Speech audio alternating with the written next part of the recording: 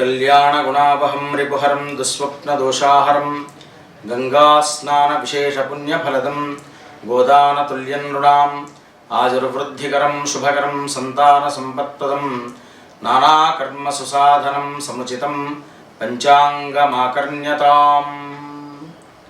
Vasavi TV प्रेक्षकुలకు స్వాగతం సుస్వాగతం। నేటి పంచాంగం స్వస్తి శ్రీ చాంద్రమాన వ్యవహారిక క్రోధినామ సంవత్సరం దక్షిణాయనం శరదృతౌ కార్తీక మాసం కృష్ణపక్షము 30వ తేదీ నవంబరు 2024 నేడు సూర్యోదయం 6:29 సూర్యాస్తమయం 5:40 వరకు ఉంది।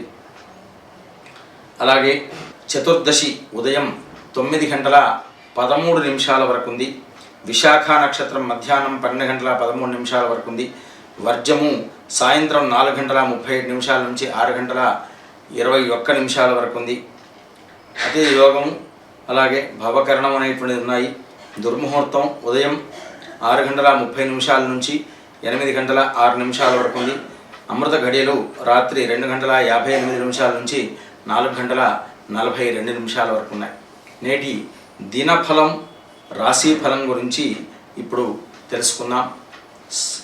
మేషరాశి వారికి చాలా యోగదాయకంగానే ఉన్నది, అయినప్పటికీ కూడాను పనులలో కొంత ఆలస్యం సంభవిస్తూ ఉంటుంది। రాహుగ్రహ సంచారంలో కొంతమేర జాప్యం సంభవిస్తూ ఉండడం వల్ల కొంత ఇబ్బందికరమైనటువంటి వాతావరణం అనేటువంటిది సంభవించవచ్చు। చాలా జాగ్రత్త వహించి నడుచుకోండి। మీరు అనుకున్నటువంటి పనులు అనేటువంటివి పరిపూర్తి చేస్తుంటారు। వీలైతే రుద్రాభిషేకం అనేటువంటిది చేసుకోండి, దానివల్ల మీకు మెరుగైనటువంటి ఫలితాలు సంభవిస్తూ ఉంటాయి। దోషాదులన్నీ కూడాను తొలగిపోతూ ఉంటాయి। వృషభ రాశి, ఈ రాశి వారికి చాలా మిశ్రమంగా కొంతమేర ఇబ్బందికరంగా పనులు సాగుతూ ఉంటుంటాయి। అనుకున్న కార్యాదులు పరిపూర్తి చేయలేక చాలా ఒడిదొడుకులు ఎదుర్కొంటూ ఉంటారు।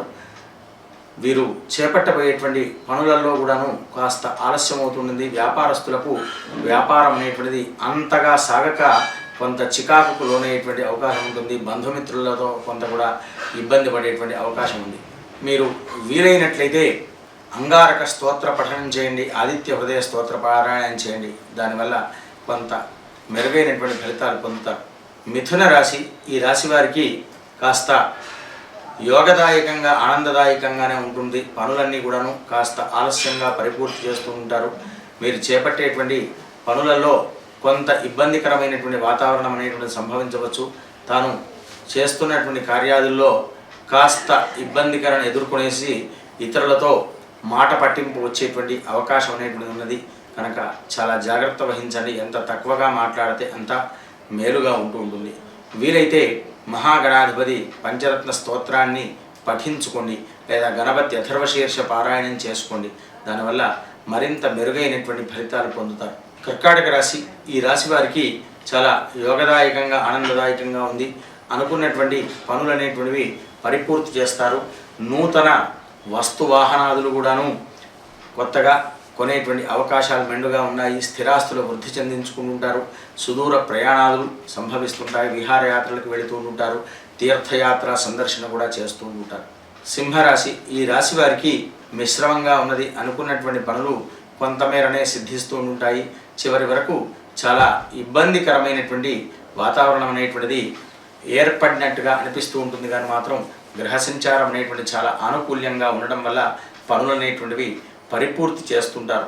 అంతగా మానసిక సంతృప్తి అనేటువంటిది ఉండదు। ఆ విధంగా ఉండడం కొరకు మీరు నారాయణ ఓం నమో నారాయణాయ అనేటువంటి మంత్రాన్ని వీలైనంత ఎక్కువగా పఠించండి, దానివల్ల మరింత మెరుగైనటువంటి ఫలితాలు పొందుతారు।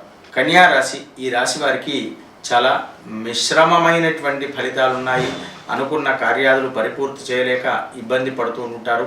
సుదూర ప్రయాణాదులు, మానసికమైనటువంటి ఒత్తిడి ఇవన్నీ కూడా సంభవిస్తుంటాయి। ఆర్థికపరమైనటువంటి ఇబ్బందులు ఏమి ఉండవు, కానీ ఈ విధమైనటువంటి వాతావరణం వల్ల కొంత ఇబ్బందికరంగా మారుతూ ఉంటుంది।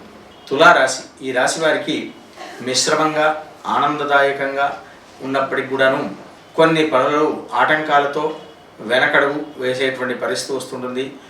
కాస్త జాగ్రత్తగానే నడుచుకోవడం చాలా శ్రేయోదాయకంగా ఉంటూ ఉంటుంది. మీరు చేపట్టబోయేటువంటి పనులలో కూడాను ఏమాత్రము కూడాను పురోగతి అనేటువంటిది సాగదు. దానివల్ల ఇబ్బంది పడుతూ ఉంటారు, మానసికంగా కూడా కుంగిపోతూ ఉంటారు.